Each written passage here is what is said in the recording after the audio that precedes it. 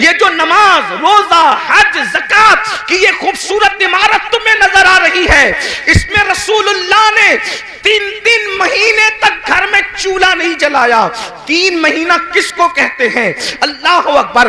अगर वाकई इश्क रसूल सीनों में जिंदा है तो थोड़ी देर के लिए तसव्वुर करो, हम तो 3 टाइम पेट भर के खाते हैं और मौज मस्ती करते हैं, जराइम करते हैं, गुनाह करते हैं। सोचो, जिसने अल्लाह के दीन की शमा को जब जलाने के लिए घर के चूल्हे बुझा दिए, उस रसूल के दिल पे क्या गुजरती होगी जब हुजूर का कोई उम्मती गुनाह करता होगा। आज मुसलमान कितनी सादगी से कहता है, मौलाना हम लुट रहे हैं, हम पिट रहे हैं, हम तबाह हो रहे हैं, हम बर्बाद हो रहे हैं। मैं एक वजह बयान करूं, जो कौम कब्र अनवर में अपना नबी का दिल दुखाए, वो कौम लुटेगी नहीं तो कौन लुटेगा, वो कौम पिटेगी नहीं तो कौन पिटेगा, वो कौम तबाह ना होगी तो कौन तबाह होगा, वो कौम बर्बाद ना होगी तो कौन बर्बाद होगा। लोग कहते हैं काश हजरत सुलेमान अलैहिस्सलाम की दुनिया में हुकूमत होती तो आज क्या दिन होते। मैं आपसे कहूं, अगर फिरौन की हुकूमत ना भी होती और हजरत सुलेमान की हुकूमत आज होती तो आपको बताऊं, आपके साथ वही कुछ किया जाता जिसके आप मुस्तहिक है। क्यों? अल्लाह को यह कब गवारा है कि उसके महबूब का दिल एक दिन में हजारों बार तुम छलनी करो और अल्लाह तुम पर रहमतों की बरसात बरसाए, रहमतों की बरखा बरसाए। मुसलमानों याद रखना, दुनिया में जो होता है अल्लाह की मर्जी के बगैर नहीं होता। आज हमारे घरों से धुआं न उठता अगर हम हुजूर का दिल न दुखाते। माँ का जो दिल दुखाए, मरते वक्त उसकी जबान पे कलमा नहीं आता। माँ का जो दिल दुखाए वो दुनिया में जलील होता है। जब माँ का दिल दुखाने वाले का अंजाम ये है तो रसूलुल्लाह का दिल जो कब्र अनवर में दुखाते हैं, अपने आप में डूब कर सोचो एक दिन में कितनी मर्तबा मेरे नबी का दिल दुखाते हो।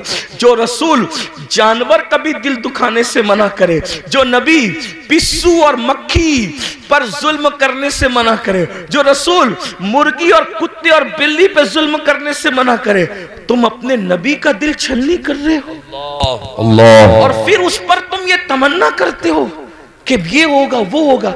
मुसलमानों, सैयदना फारूक आजम रिवायत करते हैं, जिसको फकीह अबुल्लाह समरकंदी ने लिखा कि तुम छोटे से छोटा भी गुनाह करते हो तो उससे हुजूर का दिल दुखता है। अल्लाह, उससे हुजूर का अल्लाह। सोचो, अल्लाह कब्र में नबी का इतना ख्याल फरमाए कि 70,000 फरिश्ते सुबह को भेजे कि शाम तक तुम दुरूद पढ़ो महबूब पर, और 70,000 शाम को भेजे कि तुम सुबह तक दुरूद पढ़ो मेरे नबी पर।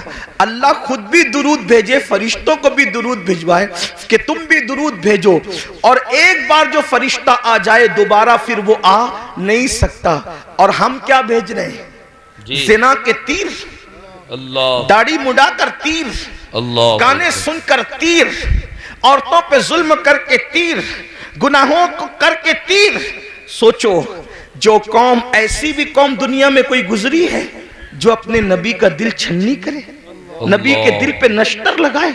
सोचो, वो दिल, जिस दिल का ख्याल कुदरत को इतना है कि सिर्फ नजरें उठ जाए हसरत से तो अल्लाह किबला बदल दे और बता दे कि मैं बेनियाज होकर तेरी खुशी के लिए किबला बदल सकता हूं, तो वो बेनियाज होकर किबला बदल दे और हम मजबूर और गुलाम होकर अपनी जिंदगी नहीं बदल सकते, जिंदगी में तब्दीली नहीं ला सकते। हजारों की महफिलें जमा हो रही है तकरीर सुनने के लिए, जिंदगी बदलने कितने आ रहे हैं, जिंदगी तब्दील करने कितने आ रहे हैं। बस इतना ही अर्ज करना चाहता हूं, यही तो हमारा रोना है कि हम सबके दिल का ख्याल करते हैं। दुकान बंद करके शादी में क्यों जा रहे हो? पता है यार, दोस्त के बेटे की शादी है, मेरा यार नाराज ना हो जाए। समधी के घर दुकान बंद करके मैयत में इसलिए जा रहे हो यार, मेरे समधी के बाप की मैयत है, कहीं वो नाराज ना हो जाए। समधी की खुशी के लिए दुकान बंद हो सकती है, दोस्त की खुशी के लिए दुकान बंद हो सकती है, रसूलुल्लाह की खुशी के लिए क्या नमाज के वक्त तो दुकान बंद नहीं हो सकती? बताओ तो सही मुसलमानों, सबकी खुशी का ख्याल कर रहे हो, नबी की खुशी का ख्याल कब करोगे? सबके ही बुलावे पर जा रहे हो, नबी के बुलावे पर कब आओगे?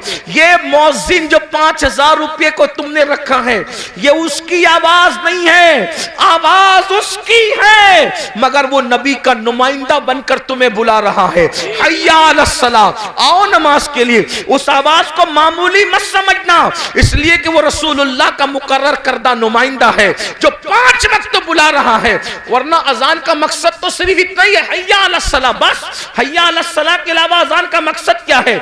मगर अजान शुरू कहां से होती है? अल्लाहु अकबर, अल्लाहु अकबर, यानी नमाज के लिए बुलाने वाला शुरू कर रहा है। मुझे जिसने खड़ा किया है, जिसका मैं नुमाइंदा बन करके तुम्हें बुला रहा हूं, वो कोई मामूली हस्ती नहीं। अल्लाहु अकबर, अल्लाहु अकबर, अल्लाह सबसे बड़ा है, अल्लाह सबसे बड़ा है। ज़हन में सवाल आता है, जब अल्लाह सबसे बड़ा है तो वो है कैसा? अशहदु अल्ला इलाहा इल्लल्लाह, अल्लाह के सिवा कोई माबूद नहीं है। उसकी निशानी क्या है? अशहदु अन्ना मुहम्मदुर रसूलुल्लाह, मोहम्मद अल्लाह के रसूल सबसे बड़ी निशानी है। बोलना क्या चाहता है? हय्या अलस सलाह, आओ नमाज की तरफ। नमाज की तरफ आऊंगा तो क्या मिलेगा? हय्या अलल फलाह, नमाज के लिए आना तेरा काम है, कामयाबी अता करना उसके करम पर। नारे तकबीर, नारे रिसालत, मसलके आला हजरत औलादे रसूल हजरत सैयद अमीरुल कादरी साहिब क़िबला। बहसियत मुसलमान हमारा ये बुनियादी अकीदा है कि मरने के बाद हमें उठाया जाएगा।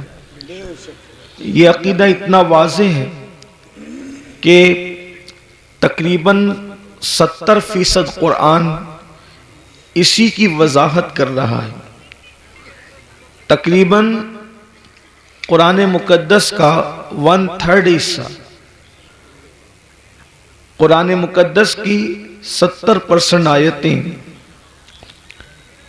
इस अकीदे आखिरत के बारे में बार बार इसको दोहरा रहा है। और मक्के के लोग इसी के मुनकिर थे। वो हड्डियां उठा करके लाते और कहते कि क्या मोहम्मद अरबी कहते हैं कि इनके अंदर जान पड़ जाएगी? जो हड्डियां पिघल चुकी हैं जमीन के अंदर, क्या उनको फिर से दोबारा जिंदा किया जाएगा? कुरान ने अलग अलग रंग में मरने के बाद उठने की दलीलें पेश की। एक मकाम पर तो ये फरमाया कि जिसने पहली मर्तबा पैदा किया उसको दूसरी मर्तबा पैदा करने में क्या हर्ज है? पहली मर्तबा भी तो उसी ने पैदा किया। बल्कि कहीं पर फरमाया कि तुम लोग इनकार करते हो, कैफ तकफुरून बिल्लाहि अमवात, कि तुम इनकार करते हो, अल्लाह का इनकार करते हो जबकि तुम मुर्दा थे, जबकि तुम मुर्दा थे। फिर अल्लाह रब्बुल इज्जत दलील देता है कि फिर उसने तुम्हें जिंदा किया और फिर तुम्हें मारेगा, और अल्लाह तबारक व ताला फिर तुम्हें जिंदा फरमाएगा। अलग अलग अंदाज से कुरान मुकद्दस ने जो है वो बासे बादल मौत के अकीदे को बहुत वजाहत के साथ बयान फरमाया। और ये हमारा बुनियादी अकीदा है। जैसे अल्लाह का इनकार करने वाला मुसलमान नहीं रह जाता, वैसे मरने के बाद उठाए जाने का इनकार करने वाला भी मुसलमान नहीं रह जाता। ये अकीदा आखिरत इतना जरूरी है, और कहीं ना कहीं इस अकीदे को हम अपने दिलो दिमाग के अंदर अमली तौर पर मध्यम कर रहे हैं या उसको भूलते जा रहे हैं। पूरी दुनिया के अंदर आप जायजा ले लें कि जितने भी जराइम हैं, जितने भी गुनाह हैं, सबका जो बुनियादी तौर पर उसकी वजह अगर नजर आएगी तो ये कि इंसान मरने के बाद उठाए जाने का जो बुनियादी अकीदा है उसको भूलता जा रहा है, उसको फरामोश करता जा रहा है।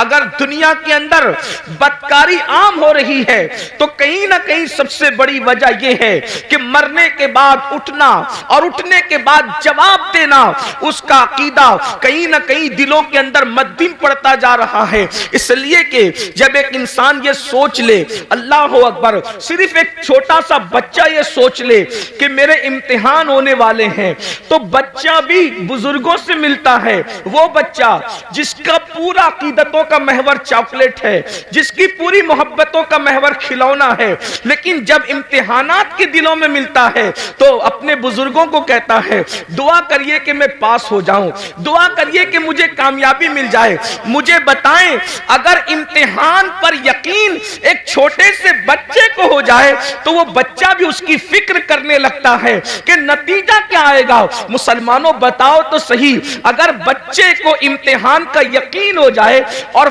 फेल होने और पास होने के फवायद और नुकसानात पता चल जाए तो वो बच्चा पूरी ताकत झोंक देता है कि मैं किसी तरह से इम्तिहान में कामयाब हो जाऊं। छोटे बच्चे इम्तिहान के दिनों में खेलना कूदना छोड़ देते हैं, रातों को स्टडी करने लगते हैं, रात जगना शुरू कर देते हैं। अल्लाह अकबर, क्या हम अपने बच्चों से भी गैर गुजरे हो गए? उन्हें इम्तिहान के ख्याल ने खेलने से बाज रखा है, उन्हें इम्तिहान के ख्याल ने कूदने से बाज रखा है, उन्हें इम्तिहान के ख्याल ने सोने से बाज रखा है। मुसलमानों, अपना भी तो एक इम्तिहान होने वाला है और इम्तिहान लेने वाला एग्जामिनर कौन है? वो अल्लाह रब्बुल इज्जत है और वो खुद फरमाता है अया सबुल इंसानु अय्युत्रका सुदा, क्या इंसान ये तसव्वुर करता है कि उससे हिसाब नहीं लिया जाएगा? नहीं नहीं, बल्कि इंसान तुझसे हिसाब लिया जाएगा। अल्लाह अकबर, अंदाजा फरमाए, और हिसाब कौन लेगा? अल्लाह तबारक व तआला, दुनिया का एग्जामिनर। अल्लाह अकबर, रिश्वत ले करके इंसान को छोड़ सकता है। दुनिया का एग्जामिनर दबाव में आकर के कुछ नंबरात बढ़ा सकता है, लेकिन वो एग्जामिनर तो ऐसा है, अल्लाह अकबर, उसकी शान बेनियाजी का अंदाजा करो। अब जरा तवज्जो फरमाना, उसकी शान बेनियाजी का अंदाजा करो। वो कैसा इम्तिहान लेने वाला है, वो कैसा सवाल पूछने वाला है, वो कैसा हिसाब लेने वाला है। अल्लाह अकबर, कि अगर मासूम शजरे ममनुआ को हाथ में ले ले तो वो उस मासूम से अपनी गैरत की बुनियाद पर उसके कपड़े भी वापस ले लेता है, उसको जन्नत से भी निकाल देता है। और अल्लाह अकबर, फिर वो मासूम 200 साल तक के दुआएं करता है, पुकारता है। तो शान बेनियाजी का आलम यह है कि उसको 200 साल तक जवाब भी नहीं दिया जाता। अल्लाह अल्लाह, अहले सुन्नत के एतबार से हमारा अकीदा यह है कि अल्लाह आदम से नाराज न हुआ था। हजरत आदम ने कोई खता भी नहीं की थी, हजरत आदम ने कोई गुनाह भी नहीं किया था, बल्कि आदम से तो लग़्ज़िश पैगंबराना वाक़ई हुई थी, लग़्ज़िश मासूमियत वाक़ई हुई थी। उसके बावजूद भी उस पहले इंसान को जन्नत से निकाल कर कपड़े वापस लेकर, जरा यहां पर मैं आप सबकी तवज्जो चाहता हूं, इब्ने अब्बास से लेकर मुफ्ती अहमद यार खान नईमी तक आप किसी की भी तफसीर उठा करके पढ़ लें, हजरत आदम को सिर्फ जन्नत से बाहर नहीं किया गया, बल्कि जन्नत का लिबास भी वापस ले लिया गया। थोड़ी देर जरा तवज्जो करें, जिसको मस्जिद मलाइका बनाया जाता है, जिसको अपने हाथों से तख्लीक किया जाता है, जिसकी तख्लीक अपने हाथों से की जाती है, जब गैरत पर आते हैं और शान बेनियाजी का इजहार करते हैं तो कपड़े तक वापस ले लेते हैं, ताकि आगाह हो जाओ, हमारे रहीम और करीम होने पर धोखा मत खाना। हमारी गैरत का भी अंदाजा कर लो। जब मासूम मस्जिद मलाइका बनाने के बाद जन्नत से बाहर जा रहे हैं, और सिर्फ जन्नत ही से नहीं जा रहे हैं, बल्कि कपड़े भी वापस दिए जा रहे हैं, तो बताओ तुम्हारी हैसियत क्या है, तुम्हारा क्या अंजाम होगा, तुम कहां रहोगे। और फिर कोई खता भी नहीं है, कोई गुनाह भी नहीं है, लग़्ज़िश पैगंबराना है, उस पर जब गैरत का इजहार ये है।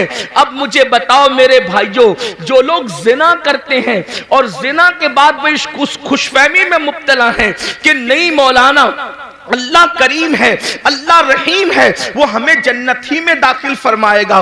कोई लड़कों के साथ बदकारियां करते हैं और फिर ये तसव्वुर करते हैं कि मौलाना अल्लाह तो बख्शने वाला है, वो रहीम व करीम है। जो लोग सूद के धंधे करके हराम लुक्मा अपने पेट में डालते हैं, फिर भी उनका ख्याल ये है कि अल्लाह रहीम व करीम है, वो हमें बख्श देगा। तो वो ये लोग ये सब चीजें नहीं देखते क्या कि अल्लाह रब्बुल इज्जत ने पहला इंसान जो तमाम नबियों का बाबा है, जो तमाम वलियों का बाबा है, जो तमाम सहाबा का बाबा है, यानी सारे इंसानों के जो बाप हैं, उनके साथ इजहार गैरत करके हमें मुतनब्बे फरमाया, हमें तंबीह फरमाई कि हमारी शान बेनियाजी का अंदाजा करो। वही अल्लाह हमसे हिसाब लेगा, रब तबारक व तआला हिसाब लेगा। अब बताओ मुसलमानों, हमने हिसाब की क्या तैयारी की है? अच्छा पर्चा भी आउट कर अल्लाह हमसे क्या पूछेगा, क्या क्या पूछेगा? तो कुरान कहता है फमन यामल मिस्काला ज़र्रतिन खैरन यरा वमन यामल मिस्काला ज़र्रतिन शर्रन यरा। एक जर्रा बराबर नेकी की होगी, अल्लाह तुमसे वो भी पूछेगा। जर्रा बराबर जुर्म किया होगा, अल्लाह तुमसे वो भी पूछेगा। आइए, मुझे एक बहुत पूछने पर बहुत बड़ी बात याद आ गई है, आप सबकी तवज्जो चाहता हूं। बहुत खूबसूरत अंदाज में आप लोग सुन रहे हैं, तो दिल चाहता है कि कुछ खूबसूरत बातें आपके सामने खोली जाए, क्योंकि आप अच्छे से सुन रहे हैं। इसलिए कि जहां मजमा सुनने वाला हो तो दिल चाहता है कि कुछ दिल की बातें कही जाए। यूं तो सुनने के लिए सभी आते हैं, लेकिन आपका बड़ा अच्छा अंदाज है सुनने का। अल्लाह किससे क्या पूछ सकता है, इस बारे में कोई बेनियाज नहीं। वो किसी से भी कुछ भी पूछ सकता, किसी से भी कुछ भी पूछ सकता। इस सिलसिले में एक रिवायत सीरत की तमाम किताबों में लिखी हुई है। अब बहुत ध्यान से सुनना, आने जाने वालों पर ध्यान देने की बजाय अब आप मेरी गुफ्तगू की तरफ ध्यान दें। सीरत की किताबों में सब ने ये वाकया लिखा है। इब्ने इसहाक को भी ले लें और उनके बाद सारे सीरत निगार कमोबेश अल्फाज की कमी ज्यादती के हवाले से, लेकिन वाकया यही है जिसका मफहूम पेश किया जा रहा है। लेकिन मैं जहां से पेश कर रहा हूं आपके सामने, वो इब्ने मुंज़िरी के हवाले से मैं पेश कर रहा हूं बतौर मफहूम। अब गौर करें, इस रिवायत के रावी है सैयदना सिद्दीक अकबर रदी अल्लाह तआला, अफजलुल बशर बादल अंबिया बितहकीक सैयदना सिद्दीक अकबर रदी अल्लाह तआला। यूं तो सिद्दीक अकबर की से रिवायतें बहुत कम मरवी है, लेकिन सिद्दीक अकबर से जो रिवायतें हैं उन रिवायतों का भी कोई जवाब नहीं। सैयदना सिद्दीक अकबर रदी अल्लाह तआला, एक बात अंदाजा करने, सिद्दीक वो हस्ती है कि जिनके बारे में मौला अली ने बयान किया कि अल्लाह के रसूल ने फरमाया कि अगर सारी जमीन वालों का ईमान एक पल्ले में रखा जाए और तन्हा अबू बकर का ईमान एक पल्ले में रखा जाए, तो सबके ईमान पर अबू बकर का ईमान वजनी हो जाएगा। ये वो हस्ती है जिन्हें सिद्दीक सुभान अल्लाह। और इन ईमान वालों में अबू हुरैरा का भी ईमान है, बिलाल हबशी का भी ईमान है, खालिद इब्ने वलीद का भी ईमान है, गौसे आजम गरीब नवाज का भी ईमान है। अंदाजा फरमाएं, जिसके ईमान की शान ये हो, उसके दिल और सीने की हालत का क्या आलम होगा। वो सिद्दीक अकबर जो सहाबा के इमाम हैं, अफजलुल बशर बादल अंबिया बितहकीक सिद्दीक अकबर रदी अल्लाह तआला अन्हु, जिनके बारे में हुजूर मुहद्दिस आजम के चौचवी रहमतुल्लाह अलैह कहते हैं, मर्तबा हजरत सिद्दीक का ये है सैयद, हर फजीलत के वो जामे हैं नबुव्वत के सिवा।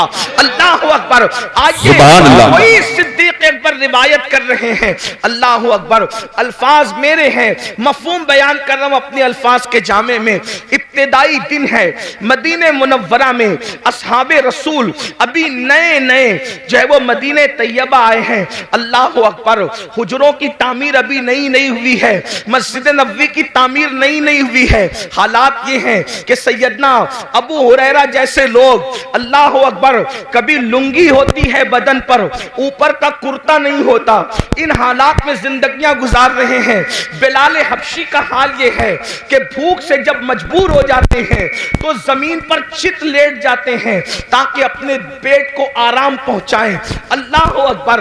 और खुद रहमते दो आलम सल्लल्लाहु अलैहि वसल्लम जिनके नाम से आपने कॉन्फ्रेंस रखी है, उनके घर का हाल ये है कि 3-3 महीने गुजर जाते हैं तो चूल्हा नहीं जलता।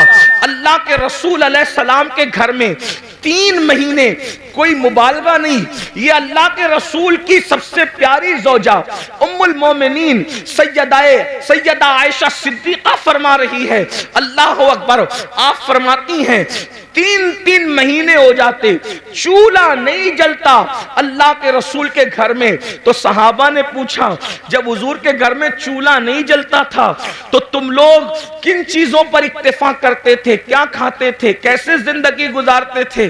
तो उस वक्त अम्मा आयशा पाक फरमाती हैं, उस वक्त हम लोग 2 काली चीजों पर अपना वक्त गुजार लेते थे। आपने फरमाया, जिसको हदीस में रिवायत किया गया, कालत अस्वदैन, हम 2 काली चीजों पर गुजारा कर लेते थे। नंबर 1 खजूर, नंबर 2 पानी। इसी हदीस से इस्तेदलाल करते हुए इमाम अहले सुन्नत ने पानी का रंग जब पूछा गया तो आपने फरमाया कि पानी का रंग काला है, इसलिए कि लोग अब तक पानी को बेरंग समझते हैं। लेकिन मुफ्तिये 4 मिल्लत उम्मुल मोमिनीन सैयदा आयशा सिद्दीका ने पानी का रंग खुद मुतय्यन फरमा दिया कि पानी का रंग काला होता है। इसकी एक अलग तहकीक, अलग तफसील है, मेरा उन्वान वो नहीं। लेकिन उम्मुल मोमिनीन क्या फरमा रही है, हम 2 काली चीजों पर इक्तिफा कर लिया करते थे, खजूर और पानी। अल्लाह अकबर। अब आइए, अल्लाह अल्लाह, हुजूर के घर का ये हाल है।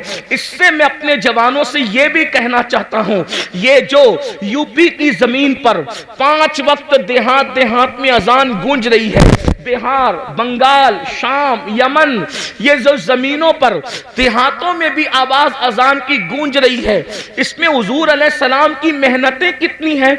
इतनी मेहनतें कि जिसने अपने घर में 3-3 महीने तक चूल्हा नहीं जलाया और इस्लाम की शमा को जलाने के लिए इतनी मेहनत फरमाई, जरा गौर तो करें। अल्लाह अकबर।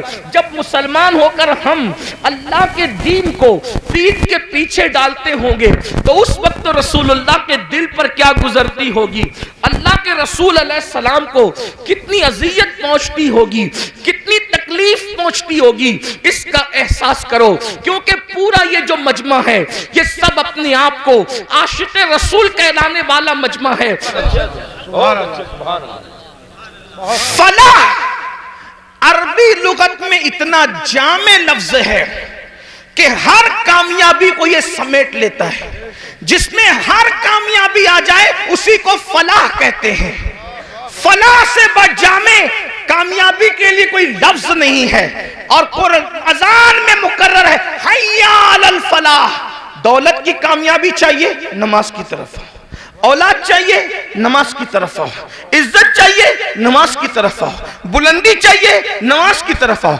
हुकूमत चाहिए, नमाज की तरफ आओ।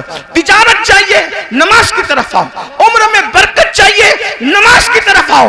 हत्ता के याद रखना, बड़े से बड़ा लीडर जमीन पर चमचे पाल कर बाजारी इज्जत तो हासिल कर सकता है, मगर कब्र में इज्जत हासिल करना किसी के बस का नहीं है।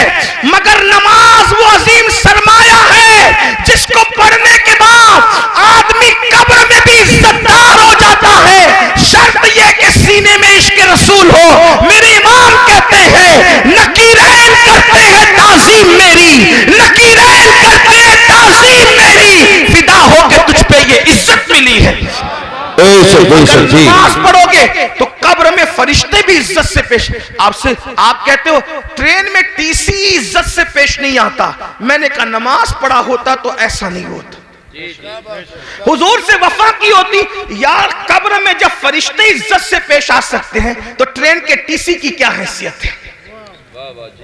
जो नबी से वफादारी फरिश्तों के दरमियान मुअज़्ज़ज़ बना दे, वो पुलिस के दरमियान मुअज़्ज़ज़ क्यों ना बनाएगी, वो मालदारों के दरमियान मुअज़्ज़ज़ क्यों ना बनाए।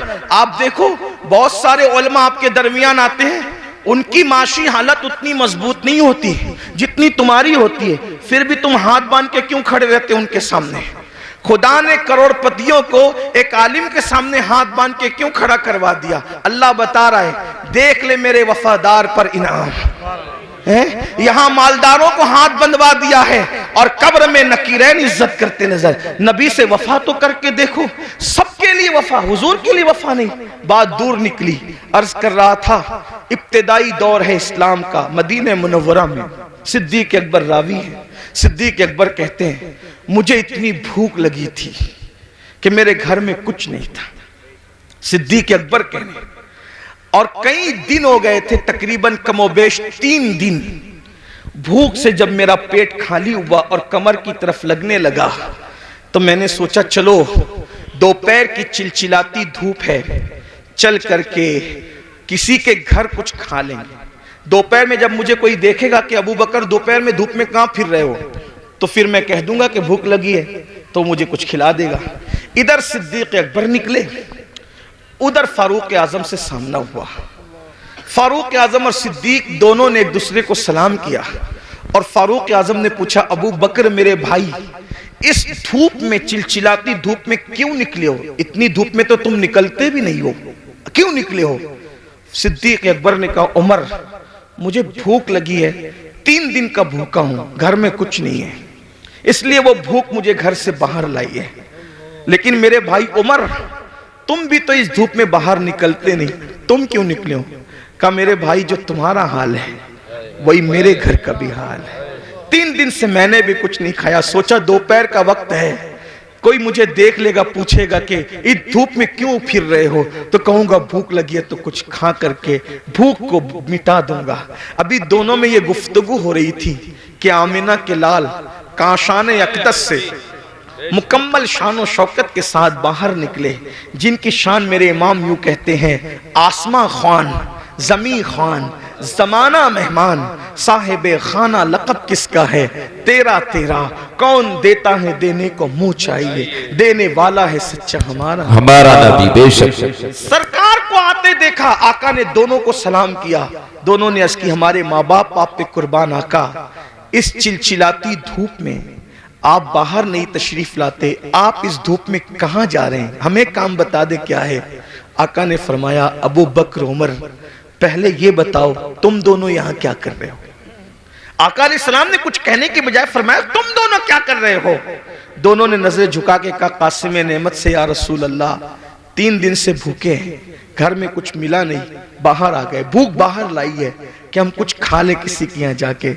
लेकिन आका आप क्यों बाहर आए?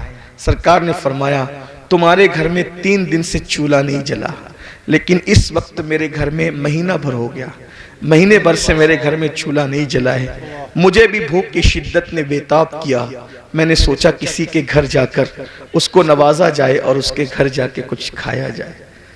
सहाबा रोने लगे।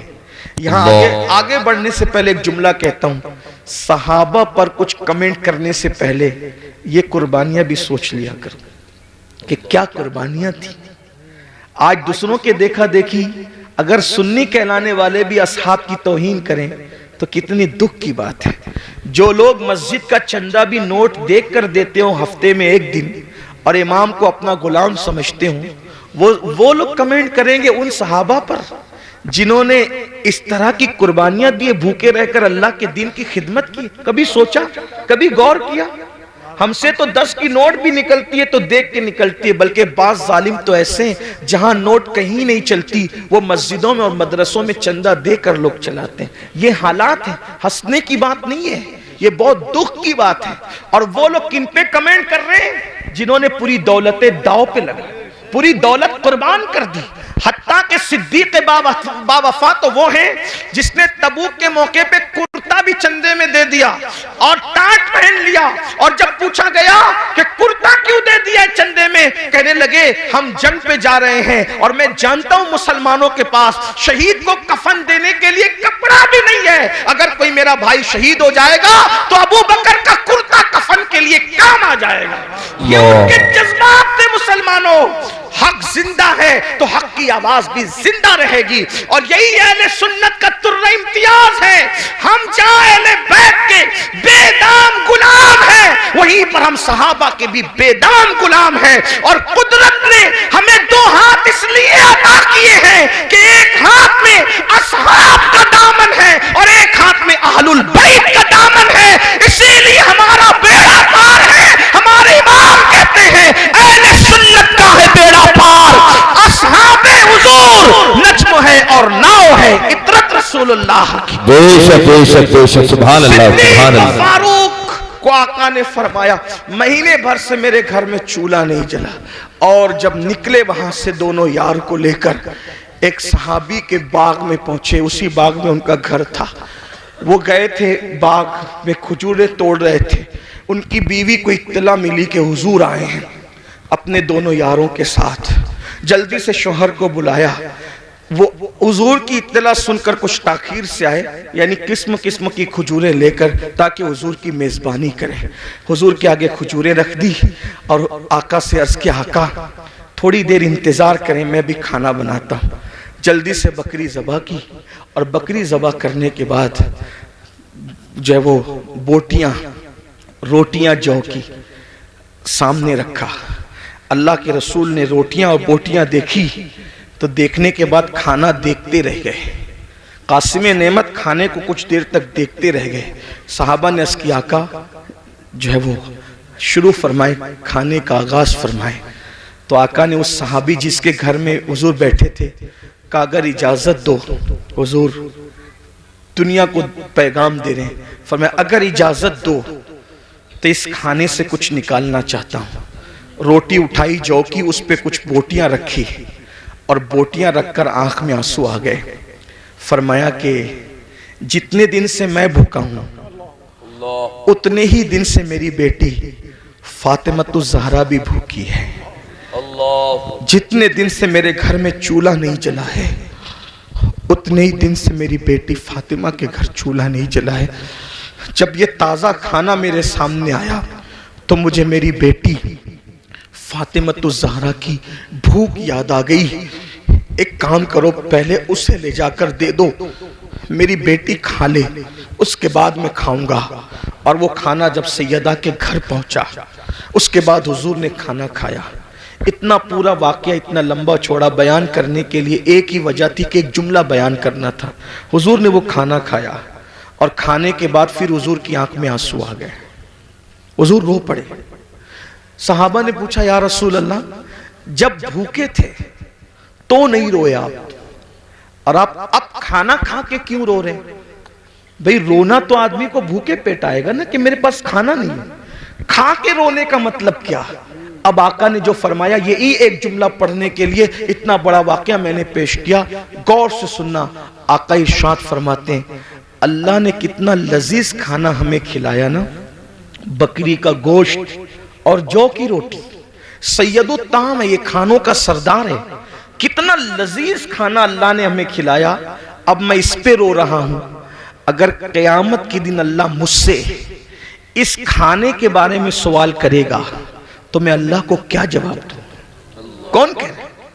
एक महीने तक जिसके घर में चूल्हा नहीं जला, जो वजह तखलीक कायनात है, जो नबियों का सरदार है, जिसके लिए नेमतें पैदा की गई, जिसके लिए दुनिया बनाई गई, जिसके लिए किबला बदल दिया गया, जिसके इशारे अब्रों पे चांद टुकड़े कर दिया गया, जिसके इशारे से सूरज पलटा दिया गया, उस रसूल को उम्मत को तालीम देते हुए ये एहसास है कि मैंने एक दिन आज एक महीना चूल्हा बंद रखने के बाद आज बकरी का गोश्त और रोटी खाया है। अगर अल्लाह मुझे इसके बारे में पूछेगा मैं क्या जवाब दूं?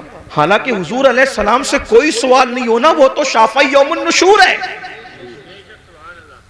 उन्हीं के इशारों पर लोग बख्शे जाएंगे। मेरे इमाम कहते हैं एक मैं क्या, मेरे इस यहाँ की हकीकत कितनी, मुझसे 100 लाख तो काफी है। इशारा तेरा से पत्ता सा उड़ा जाता है, पन्ना हल्का सही भारी है, भरोसा तेरा।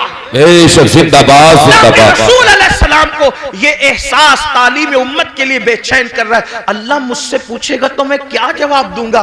बताओ मेरे भाइयों, एक दिन में 2-2 मर्तबा कपड़े बदलते हो, 3-3 मर्तबा पेट भर के खाते। मैं मना नहीं कर रहा हूं, खाने के लिए मना नहीं कर रहा हूं, कपड़े पहनने के लिए भी मना नहीं कर रहा हूं, लेकिन इतना जरूर कहना चाहता हूं, जिस खाने के रंग में डूबकर रज़्ज़ाक़ को भूल गए हो, जिन कपड़ों के गुरूर में अल्लाह को भूल गए हो, वो हमसे पूछेगा और वो हमसे सवाल करेगा।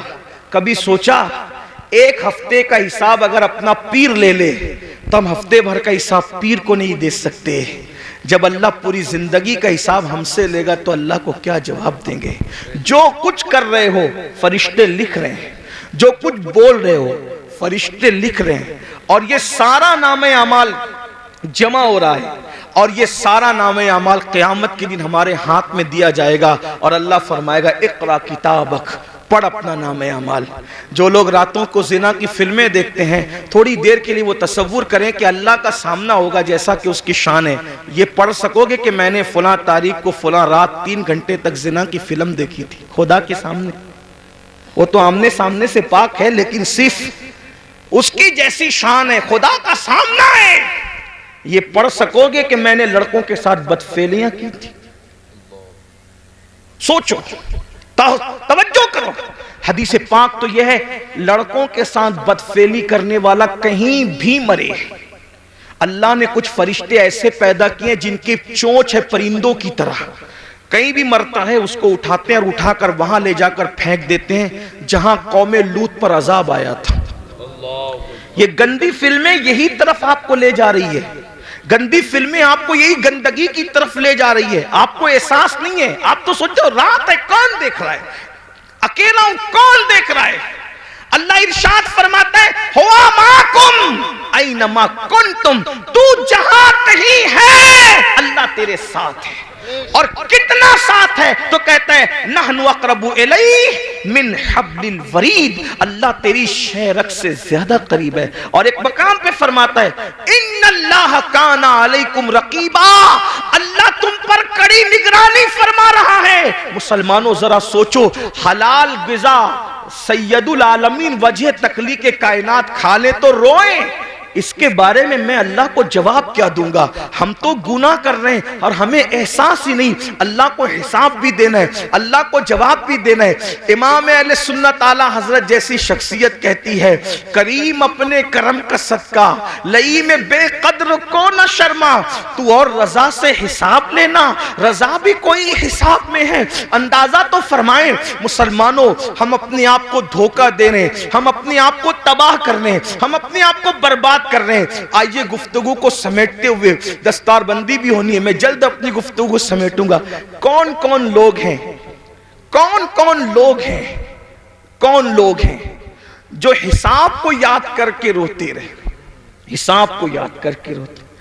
सैयदुत ताइफा जुनैद बगदादी फरमाते हैं कि जो मकाम जिब्रील अलैहिस्सलाम को फरिश्तों में हासिल है, वो मकाम वलियों में हजरत बायजीद बुस्तामी को हासिल है। सुल्तानुल आरिफीन बायजीद अल बुस्तामी, आपको पेशाब होता था खून का पेशाब होता था हजरत बायजीद बुस्तामी को। मुरीदीन को पता चल गया कि बायजीद को खून का पेशाब हो रहा है। हमदर्दी की हजरत, आप जल्दी से किसी अच्छे हकीम से इलाज करवा लें क्योंकि आपको खून का पेशाब हो रहा है। फरमाया मेरा इलाज किसी हकीम के पास नहीं है। कहा क्यों? कहा कि ये जो खून का पेशाब होता है वो बीमारी से नहीं होता, बचपने में मुझसे एक गलती और गुनाह हो गया था। जब मुझे याद आता है कि अल्लाह उस गलती के बारे में मुझसे पूछेगा तो मैं अल्लाह को जवाब क्या दूंगा बचपने की उस गलती का। तो उस जवाब देने के तसव्वुर से मेरा जिगर अल्लाह के खौफ से पिघलने लगता है और पिघल पिघल कर पेशाब के रास्ते से बहता है। तो तुमको लगता है कि खून का पेशाब हो रहा है, खून का पेशाब नहीं हो रहा है, यौमे हिसाब के खौफ से मेरा जिगर पिघल पिघल करके बह रहा है। आपसे पूछना चाहता हूं मेरे भाइयों, आखिर इतने जराइम करके इतने बेखौफ क्यों हो? आखिरत भूल गए, आखिरत का तसव्वुर भूल गए। हजरत सैयदना मारूफ अल करकी वो बुजुर्ग हैं कि गौसे पाक फरमाते हैं सबसे ज्यादा अगर मुझे किसी मजार से फैज मिला है तो वो सैयदना मारूफ करकी का मजार है। गौसे पाक जिसके मजार पे जाकर चिल्ला करे वो मारूफ करकी कैसे बुजुर्ग होंगे? गौस पाक कहते हैं अगर कोई हाजत पेश आए तो मारूफ करकी के वसीले से जो दुआ की जाती है अल्लाह ताला उस दुआ को कबूल फरमाता है। ये मारूफ करकी हैं, फरमाते हैं 40 साल हो गए मैंने आसमान की तरफ कभी नजर नहीं उठाई। 40 साल से। लोगों ने पूछा क्यों? तो फरमाया एक गुनाह हो गया था।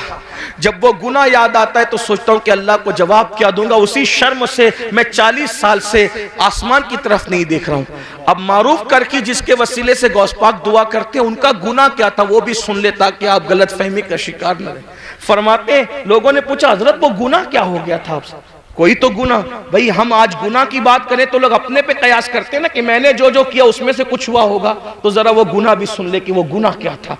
फरमाते मैं कपड़े का व्यापारी हूं, कपड़े बेचता हूं। मार्केट में मेरी दुकान थी। एक दिन मार्केट में आग लग गई, रात को आग लगी, सुबह को मैं पहुंचा तो मेरे पड़ोसियों का सबका माल जल गया था। मेरी दुकान सही सलामत थी। खुशी में मैंने कहा अल्हम्दुलिल्लाह। बस इसी गुनाह पर मैं परेशान हूं। अपनी दुकान बचने पर मैंने खुशी में अल्लाह का शुक्र अदा किया। इसी गुनाह पर मैं 40 साल से आसमान की तरफ कहा हजरत ये भी कोई गुनाह है? फरमाया क्या तुझे नहीं पता मोमिन जो अपने लिए पसंद करता है वही अपने मोमिन भाई के लिए पसंद करता है। तो दूसरे की दुकान जलने का मुझे दुख क्यों नहीं हुआ? सुभान अल्लाह। दूसरे की दुकान जलने का मुझे दुख क्यों नहीं हुआ? अपनी दुकान बचने की खुशी क्यों हो गई? मैं सोचता हूं कि अगर अल्लाह इसके बारे में मुझसे पूछेगा तो मैं अल्लाह को क्या जवाब दूं। आखिरी बात सुनने एंड पर, चूंकि ये मदरसे का जलसा, दस्तारबंदी का जलसा। आलिम की तारीफ क्या है? आलिम कौन? वो आलिम जिसको देखकर रसूलुल्लाह को देखने का फैज मिलता है, जिससे मुसाफा करके हुजूर को देखने से हुजूर से मुसाफा करने का फैज मिलता है, जिनके चेहरे को देखना इबादत, जिनके लिए चूंटियां बिलों में दुआ करती है, जिनके लिए मछलियां दरियाओं में दुआ करती है। ये कौन आलिम लोग हैं? किसी बड़े से बड़े मदरसे से पढ़ लें, आलिम नहीं बनता। कब तक? कुरान कहता है इन्नमा यख्शल्लाह मिन इबादिहिल उलमा। अल्लाह के बंदों में अल्लाह से डरने वाले उलमा हैं।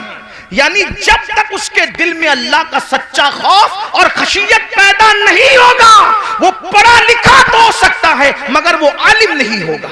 आलिम होने के लिए दिल में अल्लाह का खौफ होना जरूरी, और जो जितना बड़ा आलिम होगा वो उतना ज्यादा अल्लाह से डरने वाला होगा, उसके दिल में उतना अल्लाह का खौफ होगा। अब आइए वो जो मेरे नौनिहाल आज दस्तारबंदी पाएंगे उनको भी एक पैगाम और आपको भी।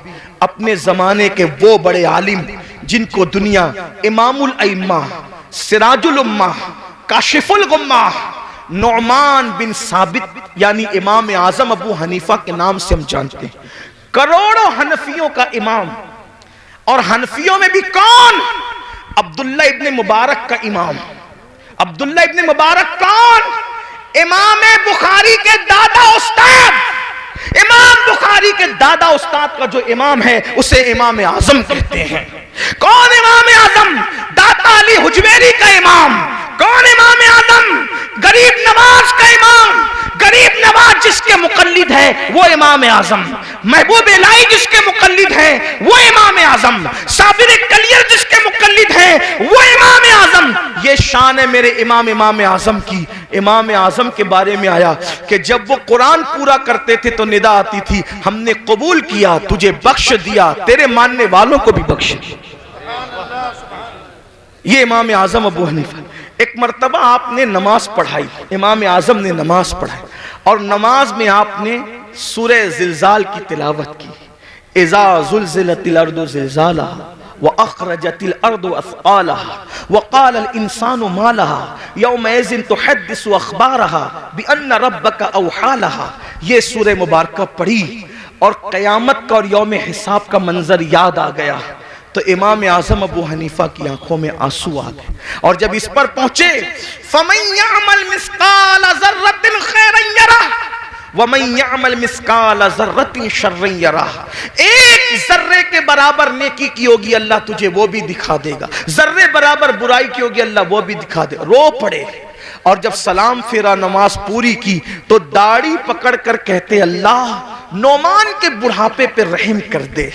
तू नोमान से क्या पूछेगा और नोमान तुझे क्या जवाब दे। लीजिए हमारी महफिल के खुसूसी खतीब, हमारे कायद, हमारे अमीर, नारे तकबीर, नारे रिसालत, मसलकी आला हजरत उलमाए अहले सुन्नत हजरत अल्लामा मुफ्ती शाकिर रज़ा नूरी, हजरत अल्लामा मुफ्ती शाकिर रज़ा नूरी, नारे तकबीर, नारे रिसालत, उलमाए अहले सुन्नत। माशाअल्लाह।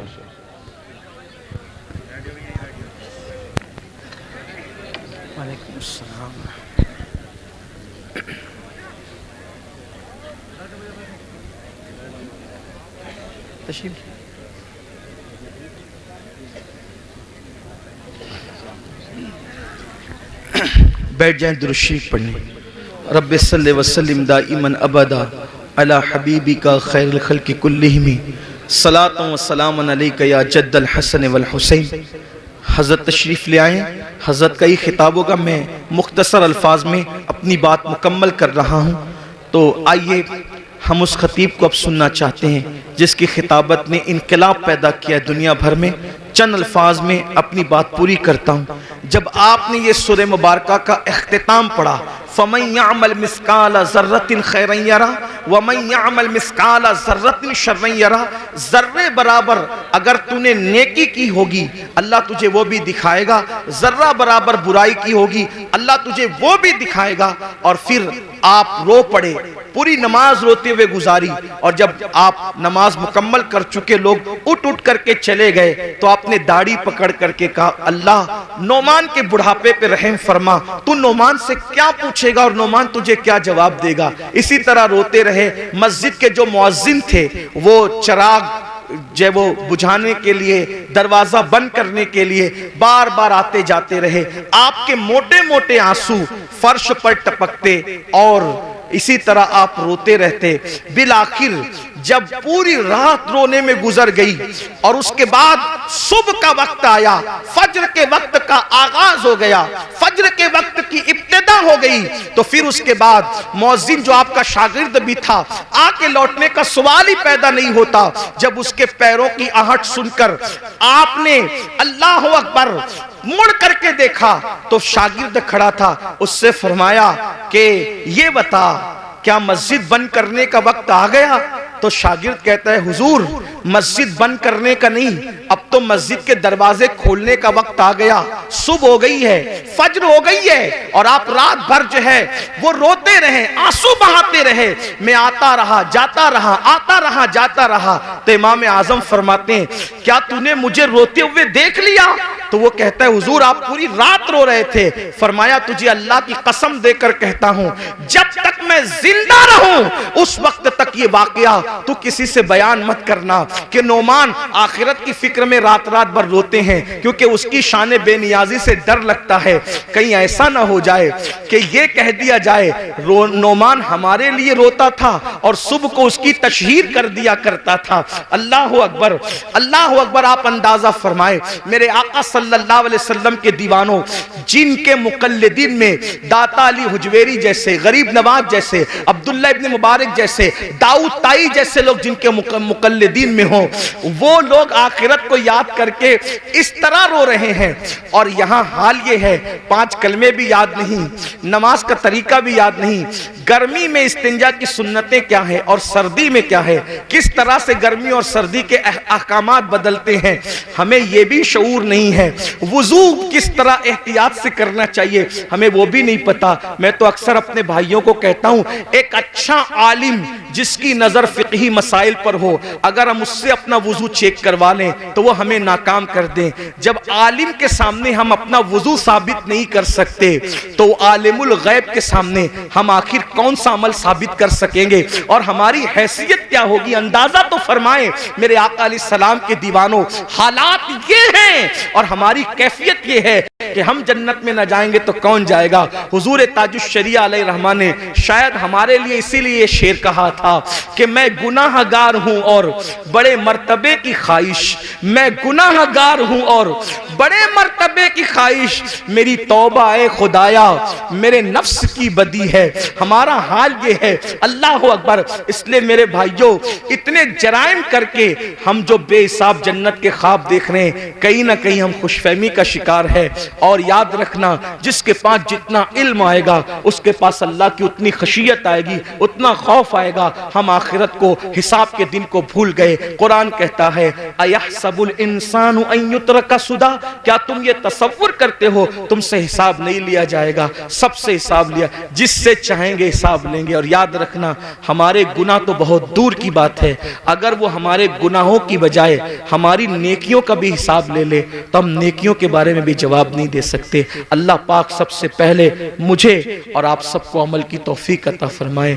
मेरे इमाम फरमाते हैं, अल्लाह अकबर करीम अपने करम का सदका लई में बेकद्र को न शर्मा, तू और रजा से हिसाब लेना, रजा भी कोई हिसाब में है। अपनी दुआओं का हिस्सा बना लो कि काश अल्लाह हमसे हिसाब न ले। मेरे इमाम यूं अर्ज करते अल्लाह की बारगाह में और बड़े मजे में फरमाते हैं, अर्ज करते हैं, सदका प्यारे की हया का न ले मुझसे हिसाब, सदका प्यारे की हया का न ले मुझसे हिसाब, बख्श बे पूछे लजाए को लजाना क्या है।